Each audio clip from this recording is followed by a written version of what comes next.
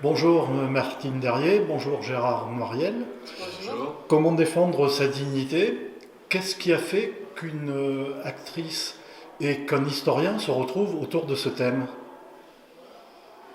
En fait, on se connaît depuis pas mal d'années. On travaille ensemble, puisqu'on a créé ensemble une association qui s'appelle DAJA, des acteurs culturels jusqu'aux chercheurs et aux artistes. D'ailleurs, il y a un site, www.daja.fr, où vous voyez toute notre activité.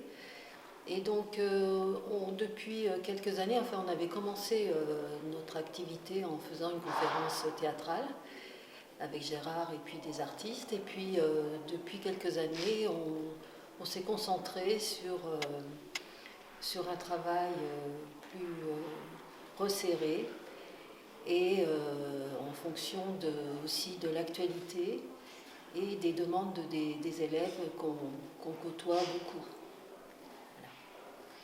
Oui, donc là, le sujet qu'on a voulu privilégier dans cette conférence théâtralisée Comment défendre sa dignité, c'est justement la question de la dignité, parce que c'est une question qui revient souvent dans les discussions qu'on peut avoir avec les publics, notamment avec les élèves, sur la forme du respect. Enfin, c'est un thème véhiculé aussi par les rappeurs, etc.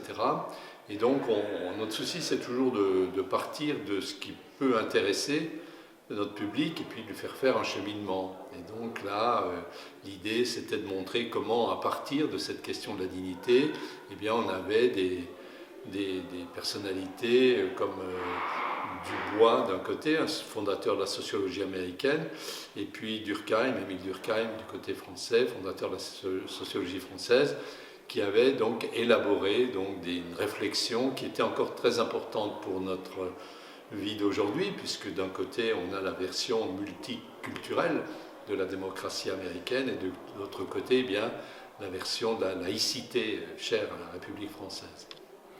Et le choix de la forme d'expression alors pour faire passer des messages de tolérance pourquoi la conférence gesticulée? De lutte contre les discriminations, eh bien, en fait, le théâtre, c'est le moyen d'expression dont je viens. J'ai géré un bureau de théâtre pendant une vingtaine, peut-être même une trentaine d'années.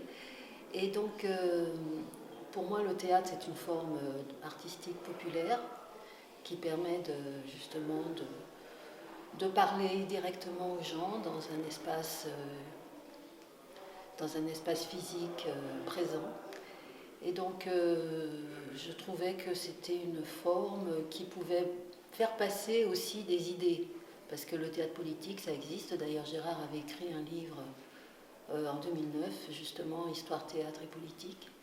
Et c'est un peu dans le cheminement de Brecht, d'un théâtre qui s'intéresse aux idées.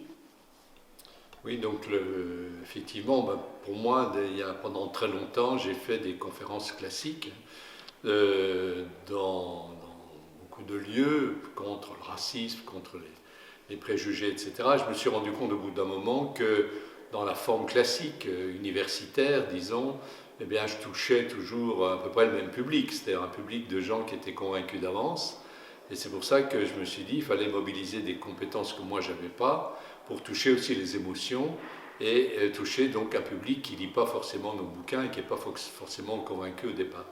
Donc c'est comme ça que j'ai rencontré Martine Derrier, qu'on a mis ensemble nos compétences et nos aspirations et nos frustrations par rapport à ce qui existait pour créer cette forme de conférence théâtralisée où on part toujours effectivement d'un thème qui a été étudié, soit par moi, soit par d'autres, mais dans le registre de la recherche en sciences sociales, pour le convertir en spectacle, ce qui permet d'introduire après un débat avec le public.